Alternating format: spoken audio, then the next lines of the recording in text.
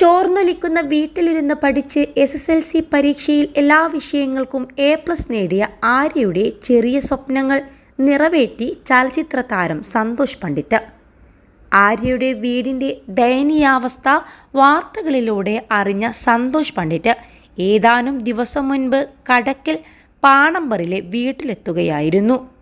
പുസ്തകങ്ങൾ മഴ നനയാതെ സൂക്ഷിക്കാൻ ഒരു അലമാര, കൂടാതെ ബെഡും ഫാനും, വീടിൻ്റെ ചോർച്ച താൽക്കാലികമായി അവസാനിപ്പിക്കാൻ മേൽക്കൂരയ്ക്ക് മുകളിൽ വിരിക്കാൻ ടാർപോളിൻ ഷീറ്റും വാങ്ങി നൽകിയാണ് സന്തോഷ് ആര്യയുടെ കുടുംബത്തിന് താങ്ങായത്.